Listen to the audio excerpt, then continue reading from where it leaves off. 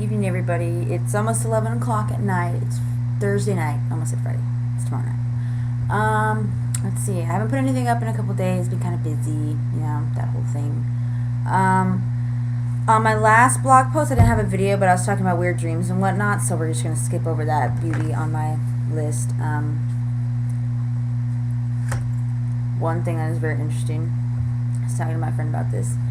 So I dated a guy when I lived in Colorado for not very long, and he got a little odd on me. He decided that after the fact that we started dating, it was time to drop it on me that he was a hardcore Christian and that I should convert. It's not gonna happen. Dropped him, and he was a little hellion to me the whole time I was in Colorado. He let it known that I pretty much was a sinner. Yeah, you're not going to win me over. You're not going to get brownie points for that kind of bullshit. I left. That was in 06. I left Colorado in 06. It is now 2010. I get a message from him saying he deeply regrets being a dick to me and he wants to apologize to me face to face. That's never going to happen, okay? This guy, if you knew him, he has all the makings of being a serial killer within 10 years. He has the makings of being a fucking Jeffrey Dahmer status motherfucker. I bet you anything, by the time he's 35, we're going to hear stories of some mass murderer in the Midwest who's, kidnapping people and, freezing them in itty-bitty pieces in his, garage. That's totally going to be this guy. Done. So I told him basically to go to hell, in 9 different ways. And he's just I just really want to apologize to you. I just want to do it face to face. I don't want to see this person ever. And with that being said, some things you put in your past and you want them to stay in your past because, that's where they belong. The past has passed and it's behind you. Things like, slightly uncomfortable exes, not the greatest decisions you've made, decide to pop up when you don't want them to. Politicians have a problem with this. But, I think about it as, if somebody was to, develop an opinion of me, I'd want them to develop an opinion of me now. Because when I was 14, 16, 18, 20, I was a way different person. Even when I was 22 years old, I pretty much was a nightmare at 22. I was a partying fool.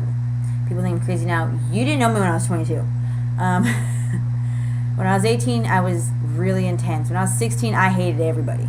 So, you gotta, person's past, you gotta take with a grain of salt because they're not that person anymore. I mean, if you, killed somebody or, set, a house on fire or something intense like that, yeah, I get that. But if you were just, some ridiculous youngin', don't hold it against them. I think it's stupid. I try not to. But, as a human, it's hard not to sometimes. With that kind of thing, comes up the concept of religion, because in this exclusive case that I'm having with this individual, he feels that he needs to apologize to me for being such an inconsiderate person, because that's what his Christianity is telling him. I don't care. I really don't. I don't hate him. I don't like him. I just don't care. I put him behind me. I pretty much excised him from, my existence, so he doesn't exist. And then he decides to make himself known. No, it's not going to fly with me. I just want these type of things gone. So I, pushed him out. Not even crosses my mind. And then I get this message and I'm like, no. I am not a big religion person. People say, well, you don't believe in God. I do believe in God. I believe in God a lot. I think religion seems to bastardize the concept of God. My mom says, God is divine, religion is man-made. The concept of a deity, a higher force, I think is there, but I think religion fails to realize that it's man-made. Christianity is a human construct, and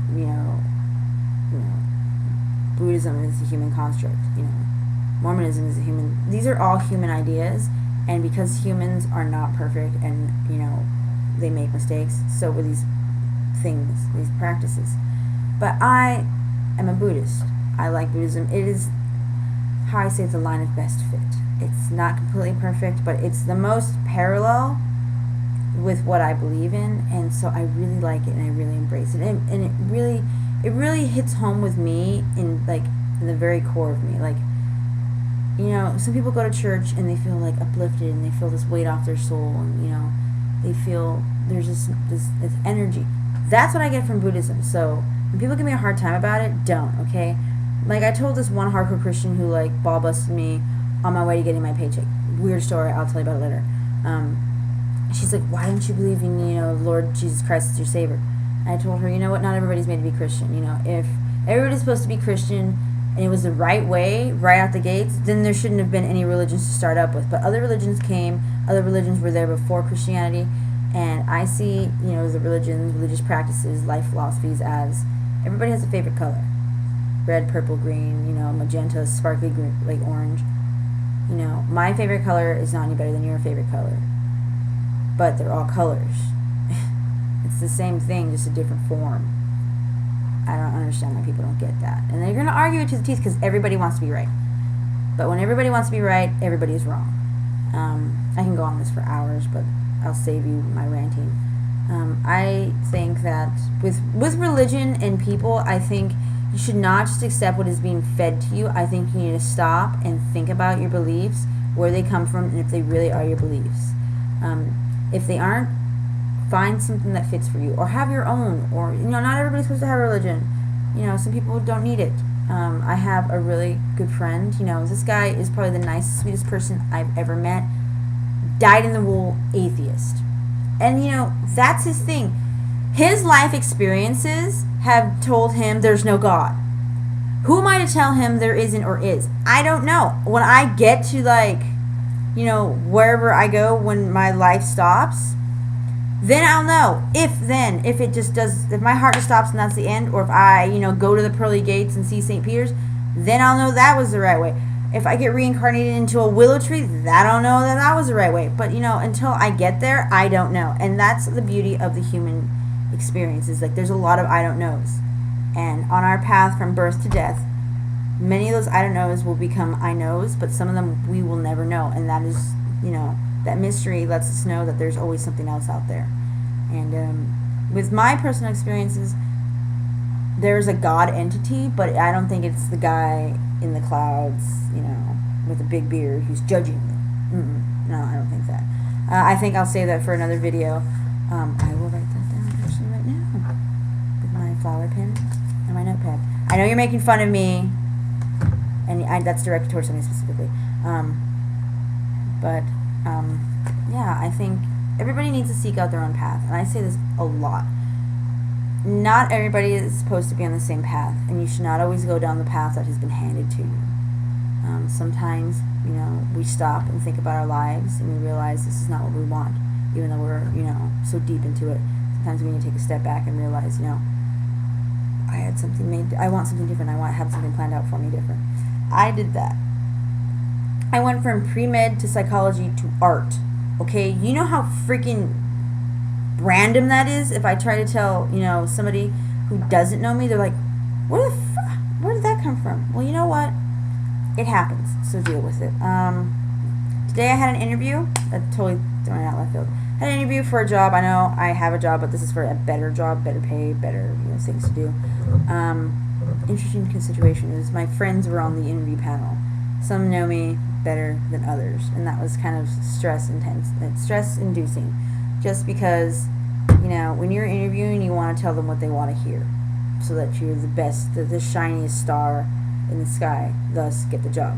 But this situation, these people know me, okay? They know who I am, the kind of personality I am, and the kind of way I act and execute myself in certain situations.